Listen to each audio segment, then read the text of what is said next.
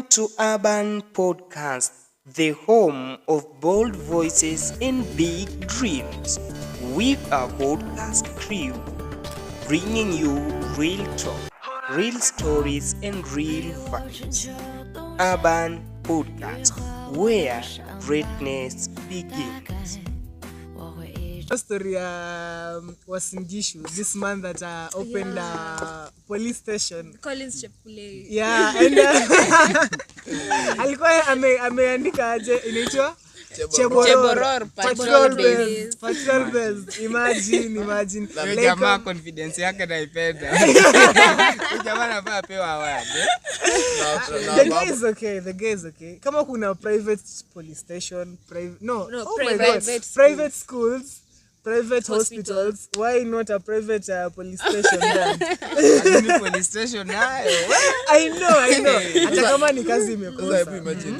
Hebu imagine scenario yenye umekamata mwizi ukampeleka hapo alafu unakuta ni fake. Police station ni fake. Mina imagine the people that are convicted alafu wakapelekwa huko and now they're like wanaona hii story. Imagine wanakuwa convinced after 6 months ndio wanajua like see real the guy fooled everyone. Yeah, for 6 months. 6 months is crazy. The area chief, the residents. Na by the way, hii story ilikuja ikajulikana aje? What happened? I think nitasema aje. You know like police stations zinakuanga initiated na like regional officer, OCS. Yeah. So like when watu kama hao wanapita hapo alafu wanaona okay, this is weird, sijai initiate kitu kama hii. Unaona? That's when unapata wanajua that wakifuatilia story wanajua this is not a real police station. Na imagine watu wa huko walikuwa wanafurahia wamepata police station. I know the residents are in support of this. Yeah, they're actually saying like there's peace in that area and everyone is in support of it. Lakini mimi sioni kwa sababu jamaa alifanya. Hata mimi sioni. Kweli anakosa kwa sababu kitambo mtu afike kiwango ambacho anaunda like police station yake. Ina maana kuwa wale polisi ambao walikuwa hapo hivyo hawafanyi kazi yao. Alichukua self employment. By the way, tukiangalia hiyo area kuna police station nyingine apart from hiyo fake. Imagine the area had like ilikuwa the nearest police station was miles away, like kilometers, ilikuwa mbali. So like yeye mwenyewe ni kitu unaweza ona tu like this is a business opportunity. Alikuwa mbunifu by the way. Let's imagine hiyo police station jamaa kuna OB akona pingu kila kitu operated na one person. Sasa najiuliza Na kuna gari yake. Sasa walifu wawezi hao watu wanafanya makosa mengi, si wakipelekwa hapo si ilikuwa tu sawa as long as innocent watu innocent hawako arrested. But sasa mimi tunajiuliza alikuwa na transfer to the nearest actual police station. What if you know what I'm thinking, unajua like ukipelekwa police station unafaa kukaa hapo lawfully, unafaa kukaa hapo for less than 24 hours. Kama hujalipa fine unapelekwa mbele. Sasa hiyo ulikuwa unapelekwa koti gani? Ama hao watu walikuwa wanapelekwa hapo walikuwa tu wana manage kulipa hiyo pesa. I guess hapa ndo kulikuwa na loophole ya jamaa kushikwa. Huenda alishika mtu anajua sheria. Like unaona kama ile 6 good months. 6 good months. Yeah, the government is a long time. Alafu jamaa unge suspect juu alikuwa ni Land Cruiser yake. Ndio. Iko na rangi rasmi ya polisi. Nyo hii Kenya. Hapo if you are to blame anyone, tunaweza blame the county government. Yeah. And the area administration, the chief, the police. Juniko hii police station ilikuwa haijafichwa. It was wide open in a marketplace, unaona? But mimi nafikiria gava inge implement sasa idea ya huyu jamaa. Instead ya kumfunga walete za police station hapo. Huyu jamaa hafai kushikwa, huyu jamaa kwa akili kwa. Unajua like somebody like this are passionate about this thing. Huyu jamaa chukuliwe, apelekwe training, apewe direct ticket akuwe polisi. Akuwe actual police, unaona? Walisema gava isipofanya kazi tutafanya. Raia wameamua ni sisi kwa sisi serikali. Ndio. Government of the people. Alafu tena nina swali. Do you think like ni this same person Collins ni yeye alikuwa anajaja watu like ana rule case anawakamata alafu ana rule case anawarelease police station?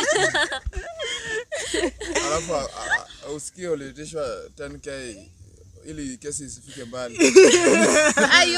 Hiyo ni kutoa like hongo. Hapo mali alikuwa ilikuwa kwa rental. Alikuwa donated hapo ama alirent the place. Alichukua loan and then also like the paintings is the area Kenyatta ni gari. Jamaa creative. Creative. He deserves to be one of the police in Kenya. I think that's one of the smartest people in Kenya. Do you mean me?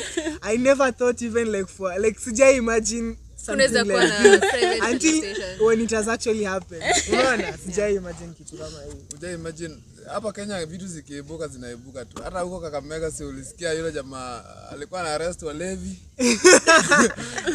Anawafunga kwanza bagui ati wewe ni wa kiume ama wa kike anaweka kwa cell moja. Seli yake ni wale wanaume na wanawake wote kwa wote. Baada ya kupigwa hakuwa na ubaguzi. Alikuwa fair. Ni ile tu hakuwa na ubaguzi. Na Collins. There's no bias. Huyu jamaa mwingine hapa. Unawekaje tu wanawake na wanaume? Na wanamoja. Hiyo iko. Hata kama iko fair bara. Unatafuta mke wako kumbe ako kwa cell. Na alikuwa anapiga viboko by the way. Alikuwa anapiga viboko. You guys seen the ruling of the Court of Appeal. It has reinstated the new funding model. By that, nimeona Court of Appeal imepitisha. Yeah. I don't know sasa how. Sasa hebu niwaulize. Si kwa ubaya lakini. This court of appeal yenye inakuja huko inamaanisha kuna law school nyingine yenye hao wako court of appeal. Kuna law school nyingine yenye hao watu wa court of appeal walienda different na watu wako high court. For instance, aje lawyer anaamka tu anafanya ruling ati hii kitu ni illegal and unconstitutional. Alafu mwingine anakuja tena ati we can just continue. Wamesimamia wako na msimamo gani ambao waliona hiyo kitu ni unconstitutional?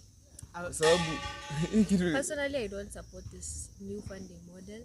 Juu kama like if it's about kwanza see it's like there's bands, band 1, band 2, band 3, band 4, band 5. Why can't the government just send money to the universities, because universities are struggling financially, right? That's true. So basically you can just send the money to the university so that they can just divide ikwe kama ni tuition and everything, and the students can just cater for their food, right? Yeah, that's true. Alafu another thing I think like easy banding haziko it's not fair. Like it's not fair and it doesn't sit right. Unaona people come from different backgrounds. Alafu unajua something like varsity education, it's not like a right or something ni lazima like mzazi akikataa kukusomesha wezi mreport pale popote, unaona? So what that means is all of us are equal. Hakuna like these people joining varsity like they're 18-year-olds. You don't have anything, you don't have any money to yourself, hauna any wealth to yourself unless kama mzazi alikufa or something and there was a will written that you own this and this and that, but most of them, 99% of the varsity students, they don't have anything to their name. So why should you even put them in bands? Alafu eti huyu anafaa kuwa band 1, huyu anafaa kuwa band 2, when that's not even making any sense, unaona? Alafu to make the matters worse kwa hii new funding model. Unapata students wenye waliweka hapo.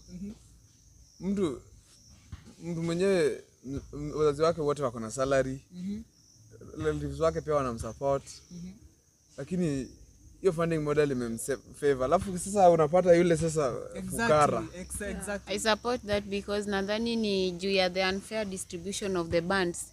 Alafu unajua like so vile wana distribute the bands, unapata like kila mtu akiapply help. Right now kuna wenye walifanya KCSE wenye wanaenda kuapply, wenye ana apply like help.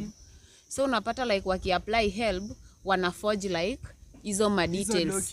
Una forge so unapata like si kila mtu atakuwa like genuine na ile yake. Utapata hata mtoto wa like a governor or any other official it's post. True because anyone can put anything in those systems. Unaweza andika anything just in order for him or her to be placed in another. Niwaulizeni swali.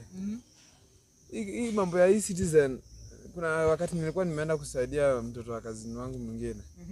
Hii mambo ya e-citizen ni tricky sana, lakini unapata bado kuna mtu utapata amenavigate. Juu e-citizen utasema ati huo si wa familia. Yaani huo mtu umeweka hapo si wa familia. Alafu sasa utapata kuna mtu bado amenavigate hadi akona mzazi wao akona salary lakini bado watani. Yeah, the criteria see it's not fair. Personally, I have a friend right now anakuwa raised by a single mother and it's not like the dad hayuko eti waliachana or something. The dad actually died and when I'm applying using the new funding model alipost hadi like the death certificate ya the father, but unapata ameko kwa band 4 and the mother cannot even support the son's education. So if it were fair, let's say inge make sense, but it's not even fair at all, unaona? So the new funding model is just a big scam. Kuna future about old funding model kurudi because still kuna chance ya kwenda Supreme Court. Unaona old funding model inaweza rudi ama government itaingilia kati new funding model iendelee tu.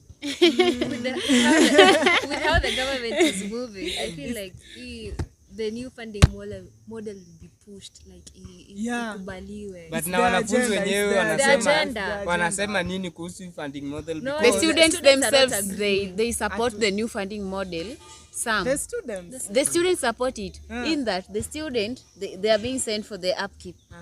Upkeep inatumiwa like upkeep unapata like wanatumiwa like ile pesa kubwa. Si kama like the old funding model. So hiyo ndio kitu ina favor like students. Anaona like hiyo ita favor than the fee. But unajua tena unaona like even the bands hizo upkeep itakuwa like unfavorable kwa watu middle class. Unajua the lower class watakuwa wanapata more money. What about the middle class? The middle class hawatapata like enough money. That's why I use the word some. Wengine wanabambika. Umejua hapa Kenya. Siara hapa Kenya. African child ni mtu mwenye yeye anaona kitu yenye inamfaidi sahihi, lakini mambo ya mambo ya yeye haoni kama ni kitu ya maana, anachapa nao sherehe. Because with old funding model unapata mtu anamaliza 4th year na the only pesa anadaiwa na gava unapata ni kitu kama 100,000. But angalia wanafunzi wa sasa hivi wenye kwa new funding model second year like unadaiwa over 400k na hujamaliza shule na ijaanza kuzaa hiyo interest yao. Exactly, kuna interest yao. Zamani ilikuwa 152,000, sasa hizi it's 208,000. Unaona? Imagine. Sasa kinachosikitisha hapa. Sasa hivi venye wanasema ati there's little job opportunities hapa nchini Kenya. Sasa tukishamalizana na hao watu wenye wanaenda kupata hiyo funding model yenye I make sense, wakapata hiyo loan. Unajua ukishapata loan na uwezi lipa kwa sababu hautakuwa umepata kazi. Utaenda wapi? Exactly. So the new funding model actually it just favors the government. During the end it's the citizens who are burdened to pay that loan, that huge amount of loan in the end, and it's not fair on the long run. Unaona? It's not. Yeah, so I think we should just revert to the government should reconsider and revert to the old funding model. It was fair and also manageable to pay the loan. And without forgetting kwamba hii new funding model imefanya baadhi ya wanafunzi hawajajoin campus. Exactly. Especially last year unapata mtu ameitwa medicine ama law, unapata mtu anahitajika kulipa 600k hiyo ndio 600,000. Na unapata huyo mtu amewekwa kwa ile band ya mwisho yenye inalipa pesa mingi and the family haiwezi raise. So hapo gava haija consider watu vizuri. Or the government should just implement like free education in Kenya. Free education. Hizi mambo mingi. So that everyone should be learned. Hata mimi nilikuwa nawaza hivi, ukiangalia MCS wanapeana basari. MP anapeana basari. Even the president. Governor anapeana basari. President anapeana basari. What if hizi funds zimewekwa pamoja? In one Alafu hiyo kwa one kwa pool. shule. Yeah. That will be That will be easier and actually fair.